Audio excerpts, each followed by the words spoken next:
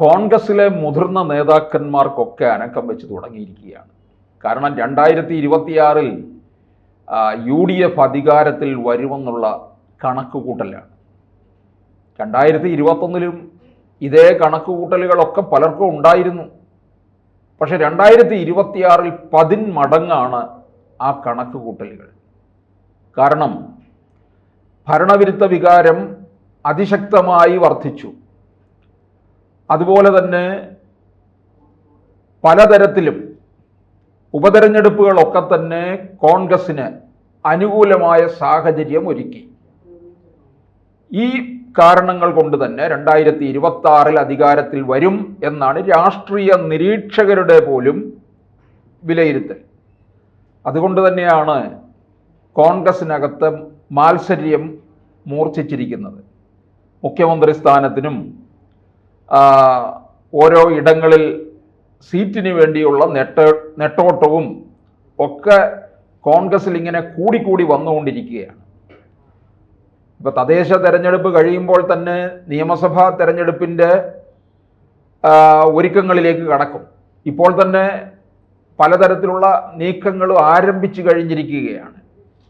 പക്ഷെ CPM-നകത്ത് ഇത്തരത്തിലുള്ള ഒരു ചർച്ചയും നടക്കുന്നില്ല. ഇപ്പോൾ ഇന്ന മണ്ഡലം ഇന്നാർക്കാണ് എന്നുള്ള ചർച്ചകളൊക്കെ നടക്കുന്നത് കോൺഗ്രസിനകത്തും BJPക്ക് അകത്തും മാത്രമാണ്.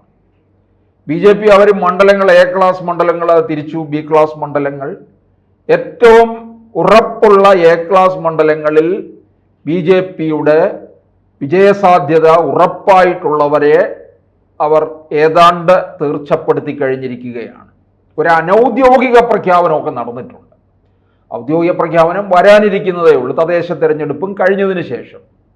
കോൺഗ്രസും ഇത്തരത്തിലെ പലതരത്തിലുള്ള കണക്കുകൂട്ടലുകളും ഓരോ സ്ഥാനാർത്ഥികളും ഓരോ മണ്ഡലം കേന്ദ്രീകരിച്ചുള്ള പ്രവർത്തനം, MP-മാര് അവരുടെ ഡൽഹിയിലെ ദൗത്യമെല്ലാം പൂർത്തിയാക്കി കേരളത്തിലേക്ക് പായം തെറുത്ത് കെട്ടി വരാനുള്ള ശ്രമവും ഒക്കെയാണ് നടക്കുന്നത്. അതിനെ ചെറുത്ത് നിൽക്കുന്നവരും ഉണ്ട്. ഈ അവസരത്തിൽ കോൺഗ്രസിലെ പല മുതിർന്ന നേതാക്കന്മാരും മാളത്തിൽ ഒളിച്ചവരെന്നല്ല, അവർ മാളത്തിൽ സ്വസ്ഥമായി കഴിയുന്നവരൊക്കെ തന്നെ കേന്ദ്ര നേതൃത്വം ഹൈക്കമാൻഡ് ഇപ്പോൾ അവരെ കുത്തി പുറത്തിയാടിച്ചിരിക്കുകയാണ്. ചിലരൊക്കെ വീണ്ടും മത്സരിക്കണം.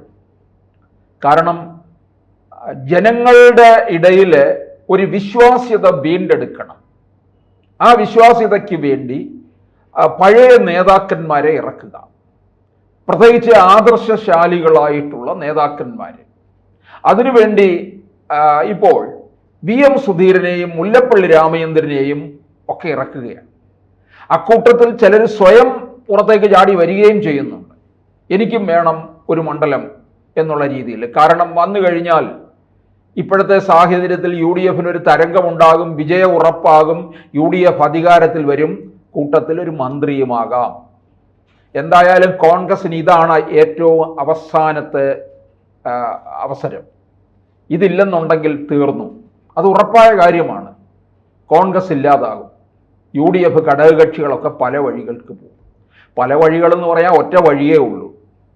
ഈ കോൺഗ്രസ് ഇല്ലാതാകുന്നതിന് സമാനമായി അപ്പുറത്ത് CPM നയിക്കുന്ന LDF ഇല്ലാതാകും. രണ്ട് ഭാഗത്തുമുള്ള ഘടകകക്ഷികളൊക്കെ തന്നെ NDA മുന്നണിയിലേക്ക് വരികയും ചെയ്യും. എന്തിന് ലീഗിന് പോലും NDA-യുമായിട്ട് സഖ്യത്തിൽ ഏർപ്പെടേണ്ട ഒരു അവസ്ഥയിൽ എത്തിച്ചേരുമെന്നുള്ളത് ഉറപ്പായ കാര്യമാണ്. ഈ 2026 നിയമസഭാ തെരഞ്ഞെടുപ്പ് എന്ന് പറയുന്നത് നിർണായകമായിട്ടുള്ളതാണ്. മുൻകാലങ്ങളിൽ നമുക്കറിയാം LDF വന്നു, UDF, LDF ഇങ്ങനെ മാറി മാറി വന്നുകൊണ്ടിരിക്കുകയാണ് ചെയ്തിട്ടുള്ളത്. ഇതിന് മാറ്റം വരാൻ പോവുകയാണ്. അപ്പോൾ കോൺഗ്രസ് ഇത്തരത്തിലുള്ള വിജയസാധ്യതകൾ കണ്ടുകൊണ്ടാണ് VM സുധീരനെ മത്സരിപ്പിക്കാൻ ഇറക്കുകയാണ്. അദ്ദേഹം തൃശ്ശൂരിൽ മത്സരിക്കും എന്നൊക്കെ ഇടയ്ക്ക് ഒരു വർത്തമാനം ഉണ്ടായിരുന്നു. പക്ഷെ തൃശ്ശൂരിലേക്ക് ഇപ്പോൾ കോൺഗ്രസ്സുകാർ അത്ര ശ്രദ്ധ കേന്ദ്രീകരിക്കുന്നില്ല. കാരണം BJPക്ക് അവിടെ വലിയ ഒരു പിൻബലം ഉണ്ടായിരിക്കുകയാണ്.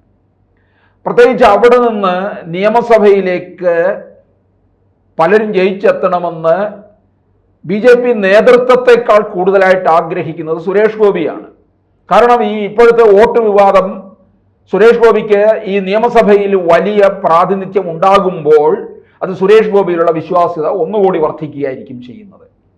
അപ്പൊ ഈ അവസരം മുതലെടുത്തുകൊണ്ട് സുരേഷ് ഗോപി തന്നെ തൻ്റെ പാർലമെന്റ് മണ്ഡലം കേന്ദ്രീകരിച്ചുകൊണ്ട് പ്രവർത്തനമാണ്. അവിടുത്തെ 6 മണ്ഡലങ്ങളിലും 6 നിയമസഭാ മണ്ഡലങ്ങളിലും അതിശക്തമായ പ്രവർത്തനമാണ് നടന്നുകൊണ്ടിരിക്കുന്നത്. ഗുരുവായൂരിൽ മാത്രമാണ് 2ാം സ്ഥാനത്ത് നിൽക്കുന്നത്. അപ്പോൾ വി എം സുധീരന്റെ പേര് ആദ്യം പറഞ്ഞിരുന്നുവെങ്കിലും ഇപ്പോൾ കോൺഗ്രസ്സുകാർ അങ്ങോട്ടേക്ക് അടുക്കുന്നില്ല. സുധീരനെ തിരുവനന്തപുരം ജില്ലയിലെ വളരെ സുരക്ഷിതമായ ഏതെങ്കിലും മണ്ഡലത്തിലേക്ക് നിർത്തുക. തിരുവനന്തപുരം ജില്ലയിലെ ഇപ്പോൾ UDFന്റെ കൈവശം ഒരു മണ്ഡലം മാത്രമേ ഉള്ളൂ, അത് കോവളമാണ്, എം വിൻസെന്റ് ആണ്. പക്ഷേ ഇപ്പോഴത്തെ സാഹചര്യത്തിൽ പല മണ്ഡലങ്ങളും UDFന് അനുകൂലമായി മാറാൻ സാധ്യതയുണ്ട് എന്ന് പാർട്ടിയുടെ വിലയിരുത്തൽ. അതുകൊണ്ട് വി എം സുധീരനെ അരുവിക്കര മണ്ഡലത്തിൽ നിർത്താൻ ആലോചിക്കുന്നുണ്ട് പാർട്ടി. അവിടെ സ്റ്റീഫൻ ശബരിനാഥിനെ 2021 പരാജയപ്പെടുത്തി. ശബരിനാഥിന്റെ പ്രവർത്തന മികവിൽ ഉണ്ടായ പാളിച്ചയാണ് പരാജയത്തിന് കാരണമെന്ന് പാർട്ടി വിലയിരുത്തുന്നു.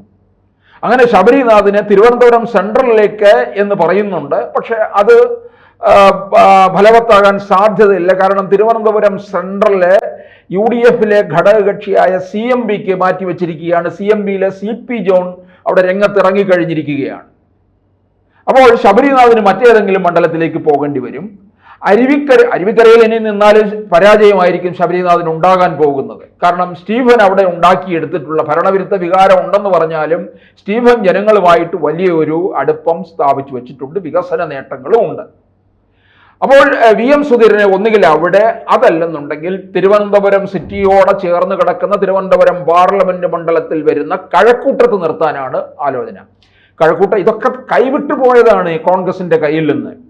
അപ്പോൾ കഴക്കൂട്ടത്ത് ഇപ്പോൾ CPM LDF ഏതാണ്ട് അപ്രസക്തമായിക്കൊണ്ടിരിക്കുന്ന ഒരു രീതിയിലേക്കാണ്. അവിടെ കടകംപള്ളി സുരേന്ദ്രനാണ് നിലവിലെ MLA. കടകംപള്ളി സുരേന്ദ്രനെതിരെ നിരവധി ആക്ഷേപങ്ങളും ആരോപണങ്ങളും ഒക്കെ നിൽക്കുന്നുണ്ട്. അവിടെ ഇപ്പോൾ BJP അതിശക്തമായിട്ട് നിൽക്കുകയാണ്. 2016 മത്സരിച്ച വി മുരളീധരൻ തന്നെ വീണ്ടും ഇവിടെ മത്സരിക്കും എന്നാണ് അറിയുന്നത്. 2016 വോട്ട് വിഹിതം 2021 ശോഭാ സുരേന്ദ്രൻ അവിടെ വർദ്ധിപ്പിച്ചു. അതുകൊണ്ട് വി മുരളീധരൻ തന്നെ കഴക്കൂട്ടത്തെ അടിത്തട്ടിൽ കേന്ദ്രീകരിച്ചുകൊണ്ടുള്ള പ്രവർത്തനം നടന്നുകൊണ്ടിരിക്കുകയാണ്. അപ്പോൾ അത് വലിയൊരു മുന്നേറ്റം ഉണ്ടാക്കുന്നുണ്ട്. പക്ഷെ അതിനെ തടയിടാനെന്ന വണ്ണം കോൺഗ്രസിലെ ഒരു മുതിർന്ന നേതാവായിട്ടുള്ള വി എം സുധീരനെ കൊണ്ടുവന്ന് നിർത്തിയാൽ എന്നും പാർട്ടി ആലോചിക്കുന്നുണ്ട്. അപ്പോൾ ഒന്നുകിൽ അരുവിക്കര അല്ലെന്നുണ്ടെങ്കിൽ കഴക്കൂട്ടത്തേക്ക് പോകും എന്നുള്ളതാണ്. കഴക്കൂട്ടത്ത് കഴിഞ്ഞ തവണ 2021 ഡോക്ടർ SS ലാൽ 3ാം സ്ഥാനത്തായി പോയി എന്നുള്ളതാണ് LDFന്റെ ഒരു തരംഗത്തിൽ. അതുപോലെ തന്നെ മുല്ലപ്പള്ളി രാമചന്ദ്രനെ നാദാപുരം മണ്ഡലത്തിൽ മത്സരിപ്പിക്കും എന്നാണ് അറിയുന്നത്. പല മുതിർന്ന നേതാക്കളും നാദാപുരത്തും മത്സരിച്ചിട്ടും കിട്ടാതെ പോയി എന്നുള്ളതാണ്. അപ്പോൾ മുല്ലപ്പള്ളിയെ അങ്ങോട്ടേക്ക് ഇതിനിടയ്ക്ക് സ്വയം പ്രഖ്യാപിച്ചുകൊണ്ട് ഇറങ്ങുന്ന ഒരാളാണ് പ്രൊഫസർ PJ കുര്യൻ. അദ്ദേഹം തിരുവല്ല മണ്ഡലത്തിൽ മത്സരിക്കും എന്നാണ് അറിയുന്നത്. അവിടെ ക്രൈസ്തവരുടെ ഒരു കേന്ദ്രമാണ്. അതുപോലെ തന്നെ അവിടെ മാത്യു ടി തോമസ് ആണ് നിലവിലെ MLA. ഇനിയും BJPയിൽ നിന്ന് അനൂപ് ആന്റണിയും ഇനി PJ കുര്യനും കൂടെ ആണെന്നുണ്ടെങ്കിൽ 3 ക്രൈസ്തവര് അതിശക്തമായ മത്സരമായിരിക്കും അവിടെ ഉണ്ടാകാൻ പോകുന്നത്. അനൂപ് ആന്റണി മികച്ച പ്രകടനം അവിടെ നടത്തിക്കൊണ്ടിരിക്കുകയാണ്. അപ്പോൾ കോൺഗ്രസിലെ പഴയ നേതൃത്വം വന്നു കഴിഞ്ഞാൽ എത്ര വിജയത്തിലേക്ക് അടുക്കും എന്നുള്ളതാണ് ഇനി അറിയേണ്ട കാര്യം.